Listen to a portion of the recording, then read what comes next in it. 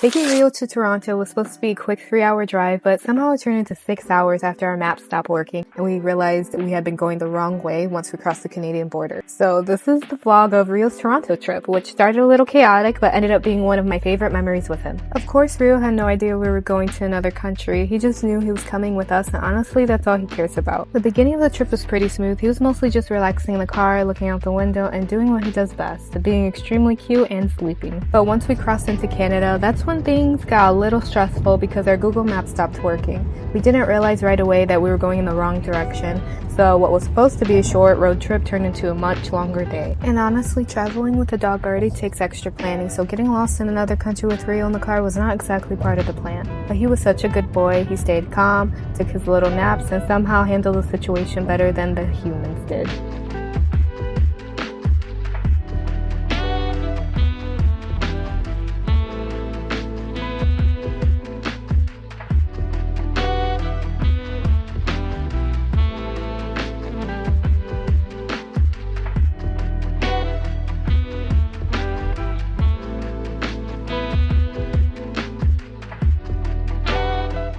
By the time we finally made it to our Airbnb, it was already nighttime, so we didn't do too much the first night. We just ordered food, settled in, and looked out the balcony view. And the view was so pretty. We could see the CN Tower from where we were staying, and after such a long day, it honestly felt so nice just to stand there, breathe, and realize we finally made it.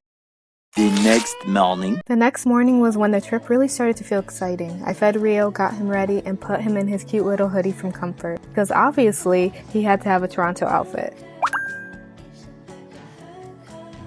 And I was so happy I brought his stroller. I cannot even explain how helpful it was on this trip because we walked everywhere. Once we parked, we didn't really use the car again until it was time to drive back home. At this point, Rio was still getting back into things after his TPLO surgery a few months earlier, so even though he was doing better, I didn't want him walking non-stop all day. The stroller made it so much easier because he could still come with us, see everything, and get fresh air and enjoy the trip without overdoing it. And honestly, this is why I love bringing him with me when I can. I know he's a dog, and I know he doesn't fully understand that we're in a different country or that we're seeing a new city, but I still want him to experience those moments with him. We were also really surprised by how clean the sidewalks and floors were, at least in the areas we were walking. That was such a relief because I'm always watching where Rio steps, especially in a busy city. I still kept an eye on everything, of course, because my dog mom brain never turns off, but overall it felt a lot easier to walk around with him than expected. And I don't know, I kind of think city life suits Rio. Most of the trip was really just us walking around the city, sightseeing and eating a lot, getting a little lost, and somehow finding pretty places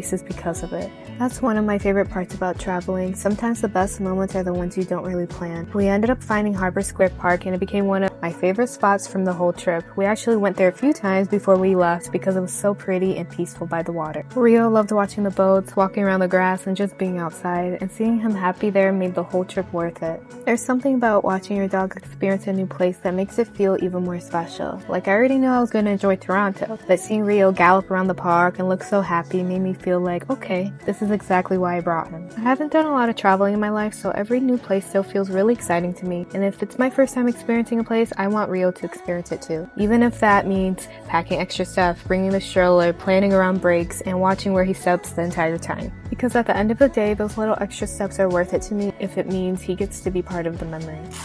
Side note, does anyone else's dog get even clingier when you travel? Because Rio did not want me to leave his sight this entire trip. I was getting ready in the bathroom and he literally stood in front of the door waiting until I was done. Like he had to make sure I didn't disappear in Toronto. It was dramatic but also very real. Overall, this trip was refreshing in a way I didn't expect. Maybe it was because we were in a different country, maybe it was because we were walking around a new city, or maybe it was just because Rio was there with me. But it really felt good to do something different. And after the way the trip started with our 3-hour drive turning into 6 hours, I was just grateful that we made it, got to explore, and ended up having such a good time.